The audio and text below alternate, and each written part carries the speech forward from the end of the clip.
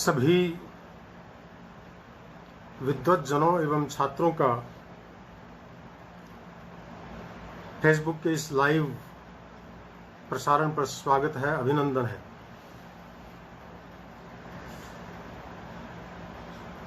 दो दिनों से हम लगातार संज्ञा प्रकरण पर चर्चा कर रहे हैं। आज से पूर्व संज्ञा प्रकरण के मंगलाचरण, उसके 14 माहेश्वर सूत्र, इत संज्ञा विधायक सूत्र, लोभ संज्ञा विधायक सूत्र और लोभ करने वाले सूत्रों पर हमने विचार किया था। इसके अलावा प्रत्याहार विधायक सूत्र, प्रत्याहार का निर्माण कैसे हो, इस प्रकार का बताने वाला जो सूत्र है, उस पर भी हमने व्यापक चर्चा की थी और यह जानने का प्रयास किया था कि संस्कृत में प्रत्याहारों का बहुत महत्व है और मुनित्रय के अनुसार जो प्रत्याहार हैं उनकी कुल मिलाकर संख्या 44 है, 44 है। और महर्षि पाणिनि के अनुसार उन प्रत्याहारों की संख्या 42 है। उनके सूत्रों में 42 प्रकार के प्रत्याहारों का समावेश हुआ है, इसलिए हम ऐसा कहते हैं। मित्रों, आज हम उससे आगे बढ़ेंगे। मैंने कल भी आपसे निवेदन किया था कि भारतीय व्याकरण का बहुत प्राचीन इतिहास है। ईसा से भी 700-800 वर्ष पहले हमारे यहाँ पर व्याकरणवेत्ता थे, व्याकरण का विधान किया था उन्होंने, व्याकरण के ग्रंथ लिखे थे। निरुक्तकार आदि, स्वयं महर्षि पाणिनि आदि, जो कि ईसा से भी करीब 550 वर्ष से पहले ही हुए हैं, उन सब का जिक्र किया है, उनके सूत्रों को उद्धृत भी किया है। तो उस परंपरा में महर्षि पाणिनि ने जो व्याकरण लिखा था, उसने सारे अन्य व्याकरणों को गौण कर दिया था, क्योंकि यह व्याकरण शास्त्र बहुत ही महत्वपूर्ण था, बहुत ही वैज्ञानिक रीति से लिखा गया था। इस कारण से पाणिनि के अष्टाध्यायी ने समस्त शास्त्रों को एक तरह से परास्त तो नहीं कह सकते, लेकिन उन सबको पीछे धकेल दिया और स्वयं जो है वो सबके सामने आ गया। उसी पर सिद्धांत कौमुदी वगैरह लिखते लिखते लघु सिद्धांत कौमुदी तक हम आए, जिसका कल हमने जिक्र किया था कि लघु सिद्धांत कौमुदी में 1276 सूत्र हैं। तो उसमें सबसे पहले जो प्रकरण है, उस प्रकरण का नाम है संज्ञा प्रकरण। उसमें अनेक प्रकार की संज्ञाओं का विवेचन है और उन संज्ञाओं में से हमने 42 प्रकार के प्रत्याहारों की संज्ञा, इत संज्ञा, लोभ संज्ञा, प्रत्याहार की स्वयं की संज्ञा और लोभ विधायक सूत्र और मंगलाचरण, इन सब के ऊपर चर्चा की थी। आज हम महर्षि पाणिनि ने जो संस्कृत ध्वनियां हैं, साउंड्स हैं, जो वर्णमाला है, उसके अक्षरों को 2 भागों में बांटा है। प्रथम वे वर्ण जिनको हम स्वर कहते हैं और द्वितीय वे वर्ण जो व्यंजन कहलाते हैं। इसके अलावा भी कुछ और अन्य ध्वनियां हैं जिनके बारे में हम चर्चा करेंगे, लेकिन प्रधानतया महर्षि पाणिनि ने अपने सूत्रों में इन 2 प्रकार के वर्णों का ही जिक्र किया है, उल्लेख किया है। उनमें से आज हम जो स्वर हैं, उन स्वरों के विषय में महर्षि पाणिनि ने क्या कहा है और आचार्य वरदराज, जिन्होंने लघु सिद्धांत कौमुदी लिखी है, उन्होंने जो स्वर हैं उनके ऊपर किस प्रकार का विवेचन किया है, इन सब बातों पर हम चर्चा करेंगे। व्यंजनों पर भी आगे बात होगी, लेकिन सबसे पहले स्वर कितने हैं और भेदोपभेद करते करते उन स्वरों की संख्या कितनी हो जाती है, इस पर हम चर्चा करेंगे। सबसे पहले स्वरों को 3 भागों में बांटते हुए आचार्य पाणिनि कहते हैं ऊ कालो ह्रस्व दीर्घ प्लुतः। इसकी वृत्ति में, इसमें वास्तव में 3 शब्द हैं, ऊ कालः अच ह्रस्व दीर्घ प्लुतः। यहां सबसे पहले ऊ कालः, यह जो शब्द है इसको समझ लेना चाहिए। इसमें वस्तुतः 3 स्वरों का समावेश है, उश्च ऊश्च ऊश्चवः इति वः।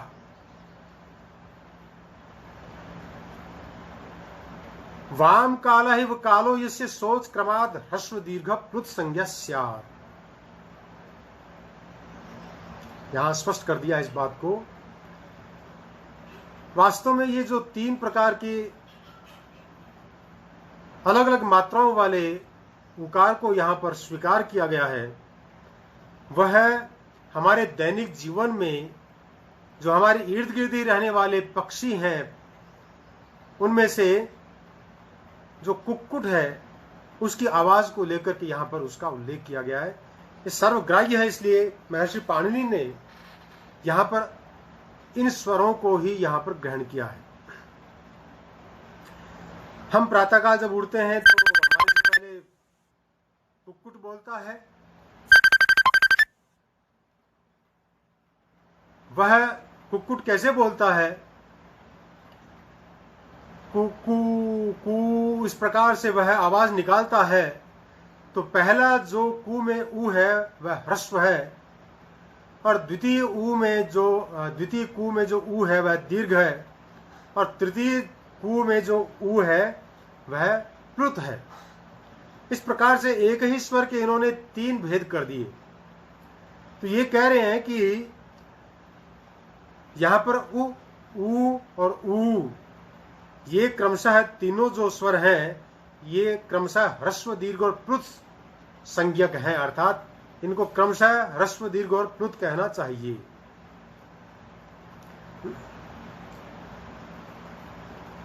और जैसा कि वृत्ति में लिखा है उश्च उश्च ऊश्च ऊश्चवः, यहां पर वास्तव में ये विग्रह किया इन्होंने, इतरेतर द्वंद्व समास है, तो वह इसका बहुवचन का रूप बनता है। तो इसमें जिस प्रकार से प्रातः काल कुक्कुट उकार को 3 प्रकार से बोलता है, उसमें प्रथम उकार ह्रस्व होता है, द्वितीय उकार दीर्घ होता है, तृतीय उकार वहां पर प्लुत संज्ञक होता है, उसी प्रकार से सभी स्वरों को अधिकतम रूप में इन 3 भागों में बांटा जा सकता है प्रथम दृष्टया। हमें इन शब्दों का एक बार सूत्र के अनुसार अनुवाद कर देता हूं। उश्च ऊश्च ऊश्चवः, अर्थात ह्रस्व दीर्घ और प्लुत संज्ञक ये 3 प्रकार के उकार होते हैं। वाम काला है वो कालो, इससे सोच क्रमाद ह्रस्व दीर्घ प्लुत संज्ञा स्यात्। इन तीनों के काल के समान काल है, इससे काल है जिसका सह अच वह स्वर क्रमात् ह्रस्व दीर्घ प्लुत संज्ञा, वह क्रमशः ह्रस्व दीर्घ और प्लुत संज्ञक होता है, प्लुत संज्ञक हो। अर्थात केवल ऊ ही नहीं, ए ई ऊ री, यहां पर ये जो 3 भेद किए हैं ये एक स्वर के अधिकतम भेद की दृष्टि से है। कुछ स्वर ऐसे हैं जिनके भेद कम भी होंगे, लेकिन अधिकतम भेद को बताना ही यहां पर अभिष्ट है कि एक स्वर के अधिकतम प्रथम दृष्टया 3 प्रकार हो सकते हैं, 3 भेद हो सकते हैं। तो वे स्वर कौन कौन से हैं? तो ए ई ऊ री, ये जो 4 स्वर हैं, ये 4 स्वर ह्रस्व दीर्घ और प्लुत इन 3 संज्ञाओं वाले होते हैं। फिर आगे कह रहे हैं, इसी को स्पष्ट करें, स प्रत्येकम उदात्तादि भेदेन त्रिधा सह यानी वह, जिसको हमने ह्रस्व दीर्घ और प्लुत संज्ञक कहा है, ऐसा जो स्वर है, प्रत्येकम वह प्रत्येक यानी ह्रस्व दीर्घ और प्लुत, इनमें से प्रत्येक यानी ह्रस्व भी, दीर्घ भी और प्लुत भी, उदात्तादि भेदेन, उदात्त आदि के भेद से त्रिधा वह 3 प्रकार का हो जाता है। अर्थात जो ह्रस्व स्वर है वह भी उदात्त, अनुदात्त और स्वरित के भेद से 3 प्रकार का, जो दीर्घ स्वर है वह भी उदात्त, अनुदात्त और स्वरित के भेद से 3 प्रकार का, और जो प्लुत है वह भी उदात्त, अनुदात्त और स्वरित के भेद से 3 प्रकार का हो जाता है। इस प्रकार से एक स्वर अधिकतम 9 प्रकार का हो गया अभी तक। सबसे पहले ह्रस्व दीर्घ और प्लुत, फिर तीनों के 3-3 भेद यानी उदात्त, अनुदात्त और स्वरित, तीनों के ये 3-3 भेद कर दिए तो 9 प्रकार का एक ही स्वर हो गया अभी तक। फिर आगे कह रहे हैं कि स नवविधो भी प्रत्येकम अनुनासिकत्वानुनासिकत्वाभ्याम द्विधा। सह वह कौन, तो कहा कि नवविधोपि 9 प्रकार का, अच भी 9 प्रकार का एक स्वर जो बन गया है वह भी, प्रत्येकम उसमें से भी प्रत्येक के, अनुनासिकत्वानुनासिकत्वाभ्याम अनुनासिक और अननुनासिक के भेद से, विधा 2-2 प्रकार के का एक प्रत्येक स्वर हो जाता है। अर्थात पहले हमने ह्रस्व दीर्घ और प्लुत एक स्वर के 3 भेद किए, फिर उन तीनों के 3-3 भेद किए, उदात्त, अनुदात्त और स्वरित, तो 3-3 9 प्रकार का एक स्वर हो गया। वही एक जो स्वर 9 प्रकार का हुआ है वह भी पुनः अनुनासिक और अननुनासिक के भेद से पुनः 2-2 प्रकार का हो जाता है। तो 9 दूनी 18 प्रकार का एक स्वर अधिकतम 18 प्रकार का हो जाता है। अधिकतम ये संख्या बताई जा रही है यहां पर। तो इस प्रकार से आचार्य पाणिनि ने अपने सूत्र ऊकार और ह्रस्व दीर्घ प्लुतः, इसके अंतर्गत एक स्वर के पहले 3, फिर तीनों के 3-3 भेद, 3-3 9, फिर 9 के 2-2 भेद, अनुनासिक और अननुनासिक के भेद से, तो 9 दूनी 18 प्रकार का एक स्वर हो जाता है, अधिकतम प्रकार का। अर्थात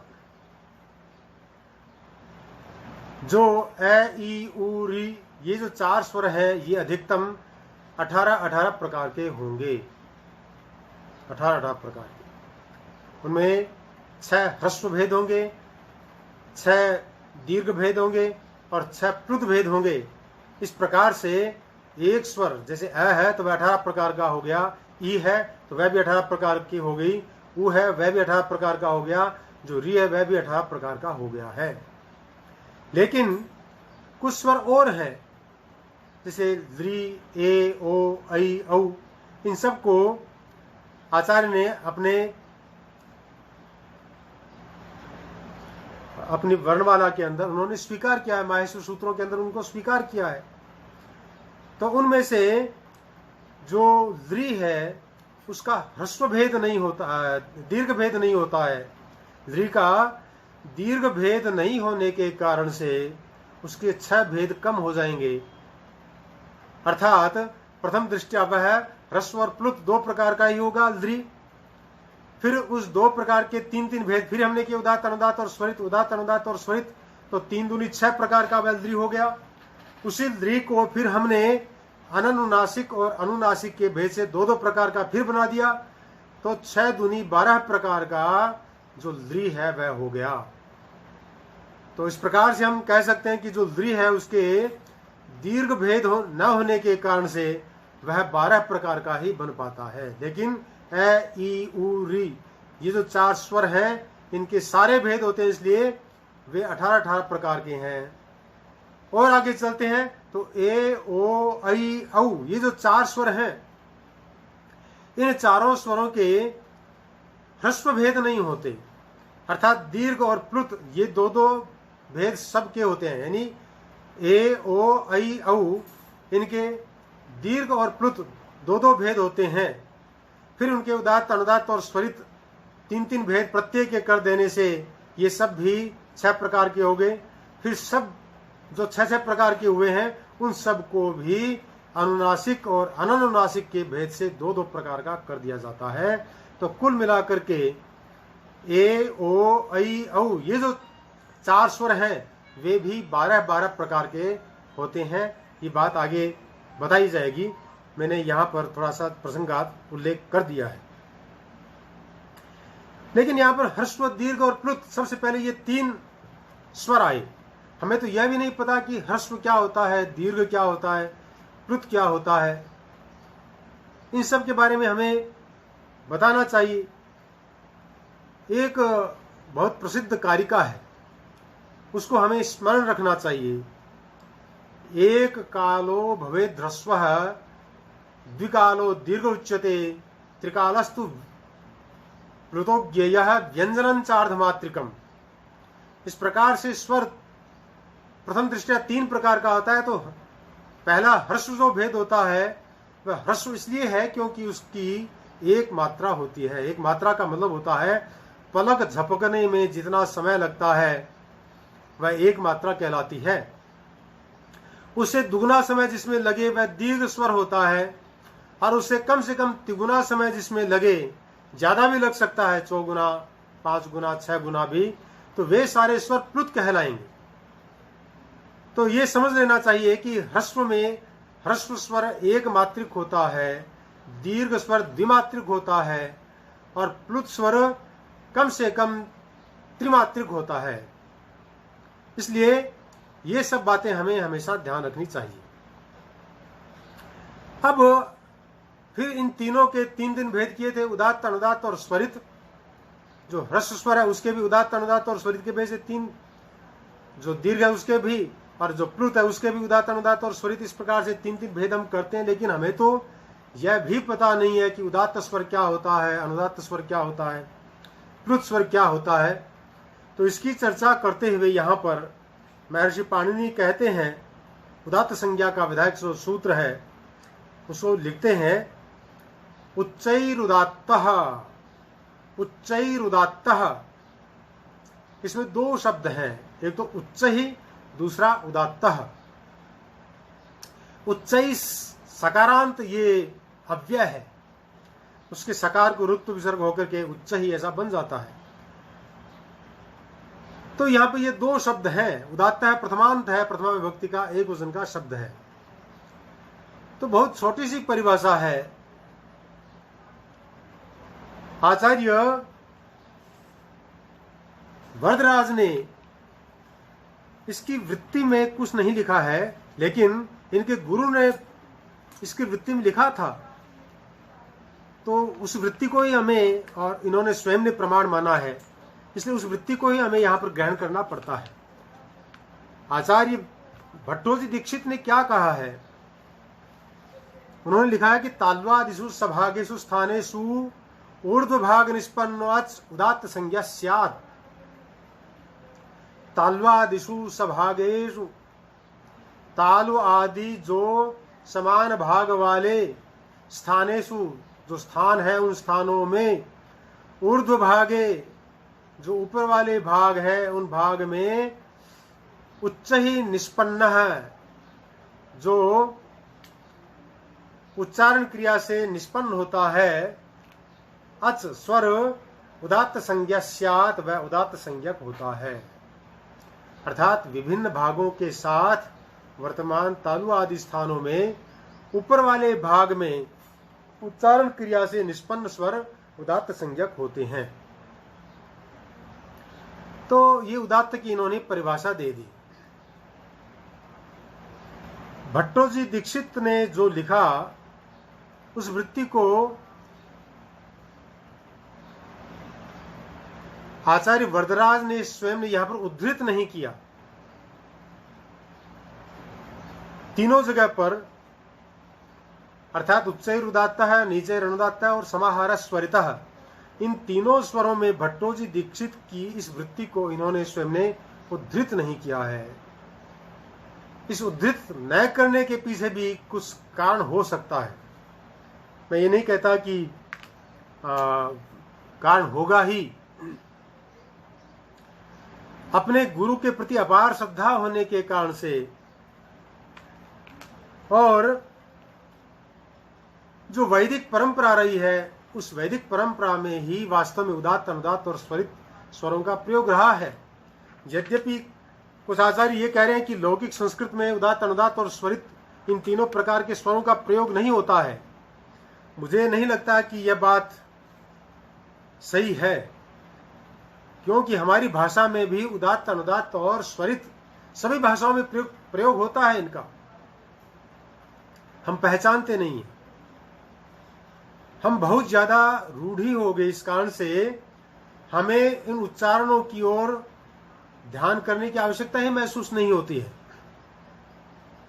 तो उच्चैरुदात्तः ये जो सूत्र है, इसके अनुसार जो कि भट्टोजी दीक्षित ने वृत्ति दी है, मुझे लगता है कि यह जो वृत्ति है, यह वृत्ति जिस रूप में हम देख रहे हैं, जिस प्रकार के अर्थों को लोग कर रहे हैं इस वृत्ति का, वह अर्थ यहां पर ग्रहण नहीं करना चाहिए। क्योंकि यहां पर तो इन्होंने कहा कि तालु आदि जो समान भाग है एक स्वर के उच्चारण के, जो भी स्थान है भाई, उन स्थानों के ऊपर वाले भाग से निष्पन्न जो अच है, स्वर है, उन स्वरों की उदात्त संज्ञा होगी। वास्तव में यह बात यहां पर नहीं है। भाई वर्णों के जो भी स्थान हैं, वास्तव में भट्टोजी दीक्षित जो कहना चाहते हैं वो सही ढंग से यहां पर निश्चित रूप से नहीं कह पाए हैं। वास्तव में वो कहना तो ये चाह रहे हैं कि तालु आदि जो समान भाग हैं, उन भागों के जो स्थान हैं, उनके ऊपर वाले भाग से निष्पन्न जो अच है, स्वर है, वे उदात्त संज्ञक होते हैं। यह ठीक नहीं लगता है। ऊपर वाले भाग से इसका मतलब यह है कि प्रत्येक व्यक्ति का अपना एक सामान्य स्वर होता है। वह है सामान्य स्वर जिससे हमारी पहचान होती है, जिस स्वर को सुनते ही हम तुरंत पहचान लेते हैं कि ये तो फलाना है, ये भवानी शंकर है, ये तो डॉक्टर विक्रमजीत हैं, या ये तो आशुतोष अवस्थी हैं, ये तो सवाई सिंह जी राजपुरोहित हैं। इस प्रकार की बात जो है हम तुरंत कह देते हैं। क्यों कह देते हैं कि एक सामान्य स्वर है हमारा, जिसको हम कहते हैं स्वरित व समाहार या स्वरित एक ही बात है। समाहारः स्वरितः, जो समाहार है वही स्वरित है। तो उस सामान्य स्वर से जो ऊंचा उठ करके बोला, उससे जो ऊपर उठता है, उससे जो सारे गामा, ये जो 7 स्वर हैं, उनमें सा एक सामान्य स्वर है। उससे नीचे भी स्वर हैं और उससे ऊपर भी 6 स्वर हैं, नीचे भी 6 स्वर हैं। तो वे जो स्वर हैं, ऊपर वाले स्वर हैं, वे सारे उदात्त हैं, और नीचे वाले जो स्वर हैं वे सारे अनुदात्त हैं। और स्वयं जो एक सामान्य स्वर है वह स्वरित स्वर होता है। यह मैं कोई कल्पना से नहीं कह रहा हूं, क्योंकि मुझे लगता है कि आचार्य भट्टोजी दीक्षित ने जो कहना चाहा है वो लिख तो वही बात रहे हैं, लेकिन मुझे लगता है कि लिखने में कहीं न कहीं गड़बड़ी हो गई है, या फिर बाद के जो लेखक थे, अनुगामी जो शिष्य थे, उन्होंने लिखने में कोई गड़बड़ कर दी होगी। मैं इसके ऊपर चर्चा बाद में करूंगा। तीनों स्वरों की पहले बात कर लेते हैं। भट्टोजी दीक्षित ने जो अर्थ किया उसको पहले हम बता देते हैं। तो भट्टोजी दीक्षित के अनुसार से तो उदात्त स्वर वह हुआ जो हमारे मुख में ओष्ठ है, दांत है, आपके आगे मूर्धा है, तालु है, कंठ है, इन सभी स्थानों के इनके हिसाब से 2-2 भाग बनाने पड़ेंगे, एक नीचे वाला भाग और एक ऊपर वाला भाग। तो जिस एक प्रत्येक स्थान के ऊपर वाले भाग से जिन स्वरों को बोला जाएगा वे स्वर तो हो गए उदात्त, और उन स्थानों के नीचे वाले भाग से जिन स्वरों को बोला जाएगा वे हो गए अनुदात्त। ऐसा नहीं समझना चाहिए।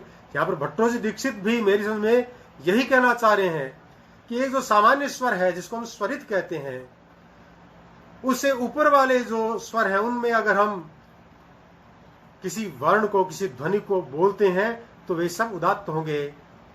और जो सामान्य स्वर है, जो स्वरित स्वर है, उससे नीचे के स्वरों वालों में जब हम बोलेंगे तो वे सब स्वर जो है वे सब अनुदात्त कहलाएंगे। देखिए, वैदिक स्वरों की जो हमारी वैदिक जो प्रणाली है उसमें अनुदात्त के नीचे आड़ी रेखा डाली जाती है और उदात्त के ऊपर खड़ी रेखा डाली जाती है। तो ये पहचान है कि ऊपर की ओर जाना है और नीचे की ओर जाना है। इस प्रकार से हमें, और ये महर्षि पाणिनि के अनुसार भी ठीक नहीं है। महर्षि पाणिनि ने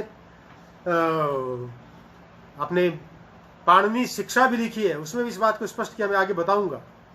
पहले ये स्पष्ट हो गया कि तालु आदि स्थानों के जो दो दो भाग बने हैं, एक तो नीचे ही अर्थात नीचे वाला भाग, एक उच्च ही ऊपर वाला भाग, उन दोनों स्थानों से बोले जाने वाले, उनमें से ऊपर वाले भाग से बोले जाने वाले जो स्वर हैं वे सब उदात्त कहलाते हैं।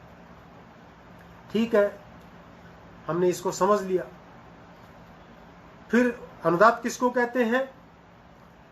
तो कह रहे कि नीचे अनुदात्तः। इसकी वृत्ति भी ऐसा ही कह रही है। भट्टो दीक्षित की वृत्ति क्या की? ताल्वादिषु सभागेषु स्थानेषु अधोभाग निष्पन्नः अच अनुदात्त संज्ञा स्यात्। नीचे ही अर्थात नीचे वाले भाग में उच्चार्यमाण अच जो स्वर है अनुदात्तः अनुदात्त संज्ञक होते हैं। ताल्वादिषु सभागेषु स्थानेषु, तालु आदि समान भाग वाले स्थानों में अधोभागे निष्पन्नः, नीचे के भाग से निष्पन्न अच जो स्वर होते हैं, स्वर वर्ण अनुदात्त संज्ञा स्यात्, अनुदात्त नाम के होते हैं, अर्थात उनकी अनुदात्त संज्ञा होती है। और तीसरा जो स्वर है वह स्वरित है, उसकी परिभाषा भी पढ़ लेते हैं, फिर इनके ऊपर मैं चर्चा करूंगा। तीसरा सूत्र है समाहारः स्वरितः। इसकी वृत्ति कह रही है कि अनुदात्तानुदातत्वे वर्ण धर्म समाह्रियते यत्र सोच स्वरित संज्ञा स्यात्। अर्थात अनुदात्तानुदातत्वे अर्थात उदात्तस्य अनुदात्तस्य भावः इति तस्मिन्, उदात्त और अनुदात्त का जो भाव है उसमें, यानी उदातत्व और अनुदातत्व के वर्ण धर्म जो दोनों गुण हैं, दोनों की जो गुण है, यत्र जिस स्वर में समाह्रियते समाहारः अर्थात एकत्र होते हैं, इकट्ठे होते हैं, सह अच स्वरित संज्ञा स्यात्, उस स्वर को हम स्वरित कहते हैं, अर्थात वह स्वर स्वरित कहलाता है। तो इसका मतलब तीसरा भाग भी बनाना पड़ेगा हमें। एक स्थान के तीन भाग हो गए, एक तो मध्य वाला भाग जहां पर उच्च ही वाला भाग आकर के मिलता है, और एक नीचे ही यानी नीचे वाला भाग आकर के मिलता है। तो वह दोनों स्वरों के बीच वाला जो स्थान है उसको हम क्या कहेंगे? स्वरित कहेंगे। उस स्थान से बोले जाने वाले स्वर को स्वरित कहेंगे,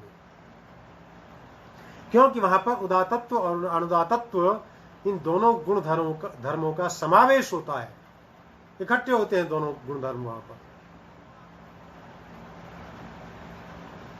अब हम इस पर चर्चा करेंगे। मैंने पहले ही निवेदन किया था कि भट्टोजी दीक्षित ने जो वृत्ति लिखी है वास्तव में है वह सामवेद का मामला है। सामवेद में बहुत स्पष्ट रूप से इस बात को ग्रहण किया गया है, और यहां पर आरोह अवरोह और सामान्य ये तीन बातें हमें ग्रहण कर लेनी चाहिए। या तालु आदि स्थानों में ऊपर वाले भागों से अर्थ करके पाणिनि का जो मंतव्य है उसको वास्तव में धूल दूषित करना ही होगा। जबकि यहां पर उच्च ही शब्द से तात्पर्य क्या है? ऊंचे स्वर से, अर्थात ऊपर वाले स्वर से। हर व्यक्ति के बोलने में उसका एक सामान्य स्वर होता है। भावाभिव्यक्ति में प्रसंगानुकूल उसके स्वर में आरोह और अवरोह होते रहते हैं। उनमें से यहां पर आरोह अपेक्षित है, वह आरोह जो है वही वास्तव में उच्च ही नाम से यहां पर कहा गया है। आगे के सूत्रों में यानी नीचे रणदाता में नीचे ही का प्रयोग किया गया है और समाहार स्वरिता में समाहार का प्रयोग किया गया है, उन पदों को दिया गया है। उन्हें भी यहां जान लेना चाहिए क्योंकि वहां पर भी इसी प्रकार की समस्या आने वाली है। वहां नीचे ही का अर्थ है अवरोह और समाहार का अर्थ है सामान्य स्वर या उन दोनों के बीच वाला स्वर। वेद पाठ के समय इन उदात्त आदि के अनुसार पाठक सामान्य स्वरों के उतार चढ़ाव का पूरा ध्यान रखता है। शास्वर पाठ करने वाले इन उतार चढ़ाव को संकेतित करते हुए उनको हाथों द्वारा निर्दिष्ट भी करते हैं।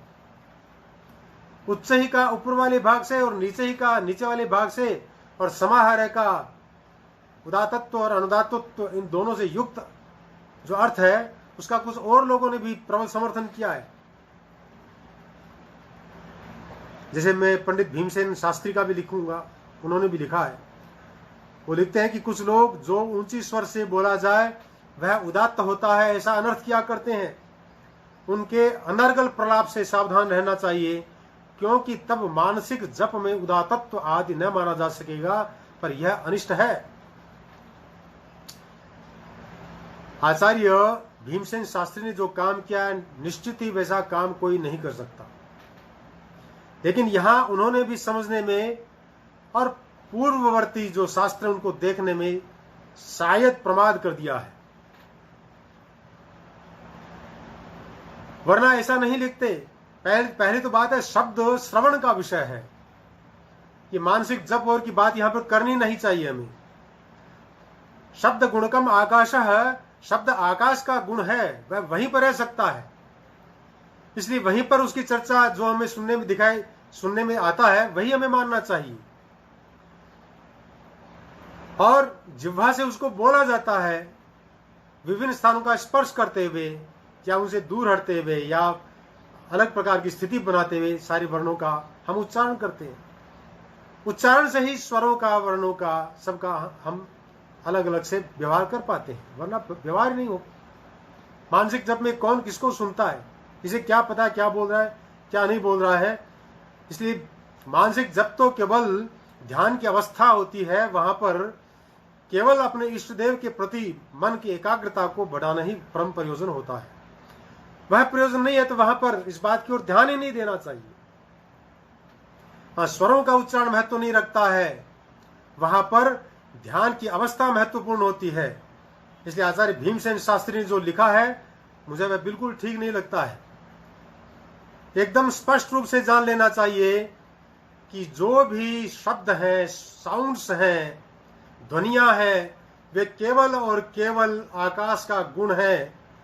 श्रोत्र में ही उनका श्रवण होता है और कहीं पर उनका श्रवण नहीं हो सकता। और फिर यहां पर ऐसा लिखना ठीक नहीं है, पहले समझते हुए लिखना चाहिए। यहां पर महर्षि पाणिनि का विरोध किया जा रहा है। महर्षि पाणिनि ने पाणिनि शिक्षा लिखी है, उन्होंने वहां पर स्पष्ट लिखा है। महर्षि पाणिनि से बड़ा मैं वैज्ञानिक और वैयाकरण किसी को मानता ही नहीं।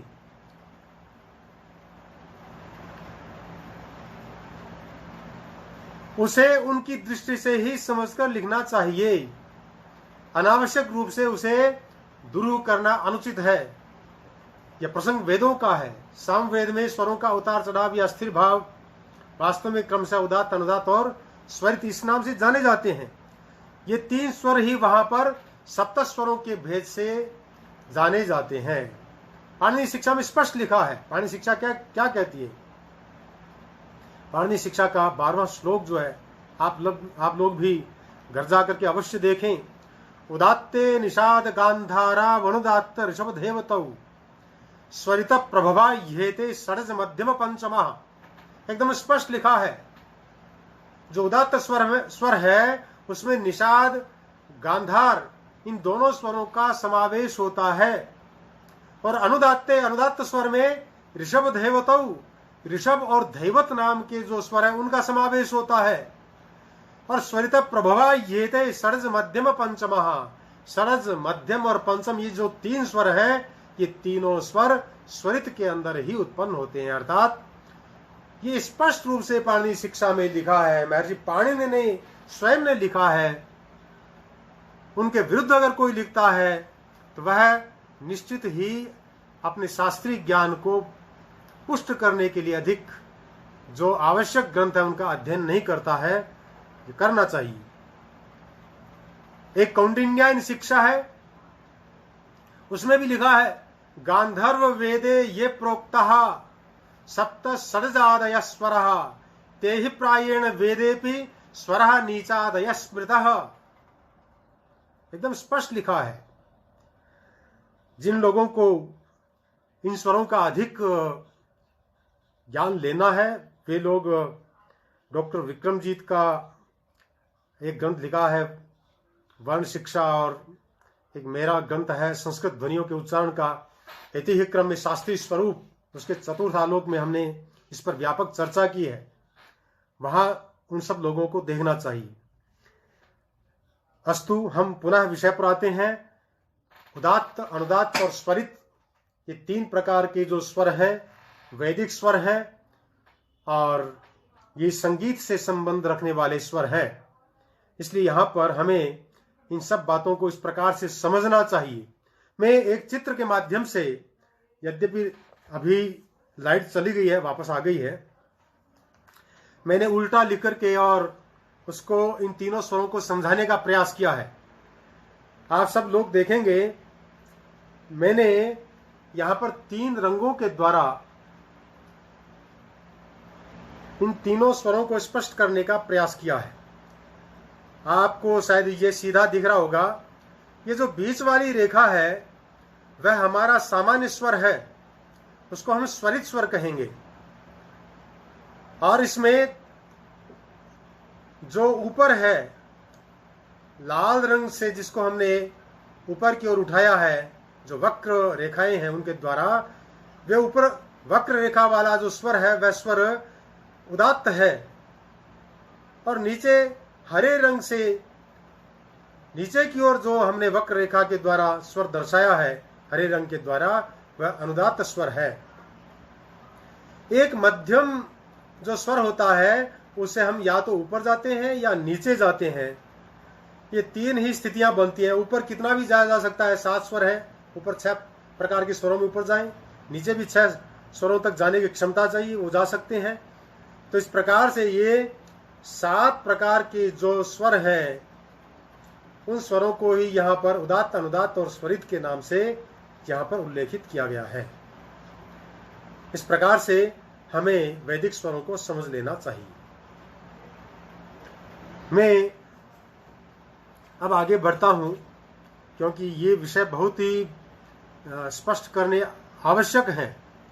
तो यहां तक हमने देखा कि जो एक स्वर होता है उसके सबसे पहले 3 प्रकार की हमने ह्रस्व, दीर्घ और प्लुत, फिर हमने ह्रस्व, दीर्घ और प्लुत उन तीनों के भी 3-3 भेद किए, अर्थात प्रत्येक के उदात्त, अनुदात्त और स्वरित, उदात्त, अनुदात्त और स्वरित, इस प्रकार से हमने 3-3 भेद कर दिए।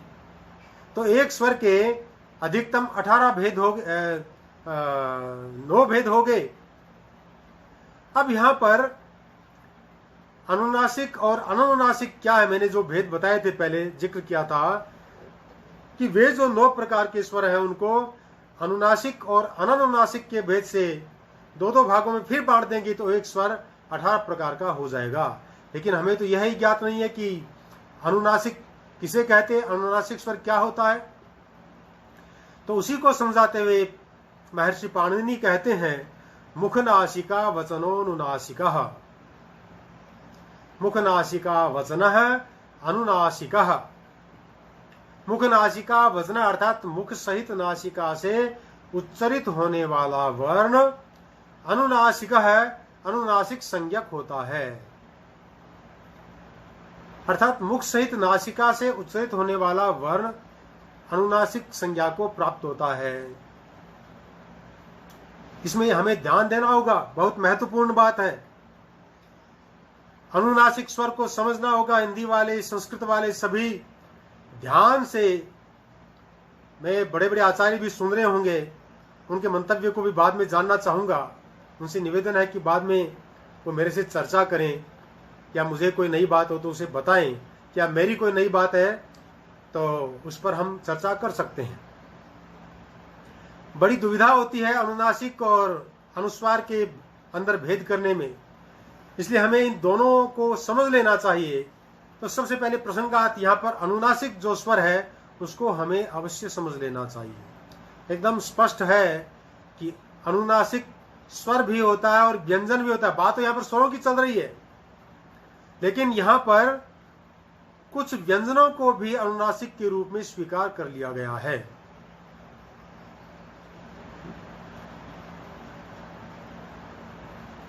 इसलिए यहाँ पर थोड़ा सा ध्यान देने की आवश्यकता है, इसलिए मैं सावधान कर रहा हूं कि मुख सहित नासिका से उच्चारित होने वाला वर्ण अनुनासिक संज्ञक होता है। यहाँ पर स्वर नहीं कहा है हमने, यहाँ पर वह स्वर भी हो सकता है, व्यंजन भी हो सकता है। स्पष्ट रूप से जान लेना चाहिए, क्योंकि यमंगणनम वहां पर यम न ये जो 5 व्यंजन है इनको भी यहां पर सम्मिलित करना पड़ेगा।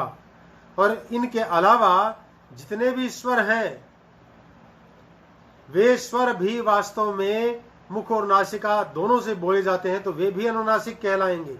ये 5 भी मुख और नासिका दोनों से बोले जाते हैं, इसलिए ये अनुनासिक है। इसी प्रकार से यहां पर कुछ व्यंजन और हैं जो वास्तव में स्वरों और व्यंजनों दोनों की श्रेणी में आते हैं, उनके भी वास्तव में 2 भेद हो जाते हैं।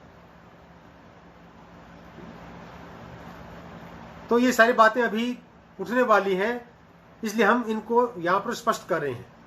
तो सबसे पहले तो कह रहे हैं कि मुख सहित नासिकोच्चार्यमाणो वर्णो अनुनासिक संज्ञा स्यात् तदित्थम। फिर उदाहरण दे रहे हैं, वे जैसे अ ई उ वर्ण ऐसाम वर्णानाम प्रत्येकम 18 भेदा। ये सब मैंने स्पष्ट कर दिया पहले। अ ई उ री ये जो 4 स्वर हैं इनमें से प्रत्येक के 18 भेद होते हैं, अर्थात प्रत्येक 18 भेद वाला स्वर है। ध्री वर्ण से 12 तस्य दीर्घा भावत। जो ध्री स्वर है उस स्वर के 12 भेद ही होते हैं। क्यों? क्योंकि ध्री वर्ण का दीर्घ नहीं होता, दीर्घ का अभाव होता है उसमें, अर्थात उसका दीर्घ स्वर भेद नहीं होता है, इसलिए उसके 12 भेद ही बन पाएंगे। एचाम अपि 12 तेषाम ह्रस्वा भावात। और जो एच है, एच का मतलब यहाँ पर ए ओम ऐ औच यानी ए ओ ऐ औ, ये जो 4 स्वर हैं उनके भी 12 भेद होंगे। क्यों?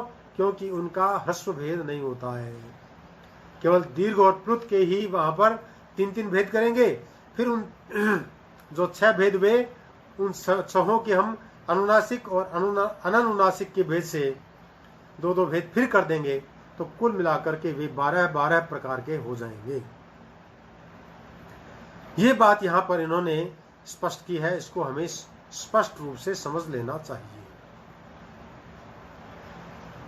तो यहां तक स्वरों के बारे में विवेचन किया गया कि स्वर कितने प्रकार के होते हैं और वे स्वर कौन कौन से होते हैं, कैसे उनके 18 भेद होते हैं या कैसे उनके 12 प्रकार होते हैं।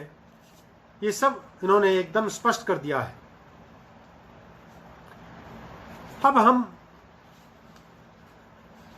एक नई संज्ञा की ओर जा रहे हैं जिसको हम सवर्ण संज्ञा के नाम से जानते हैं।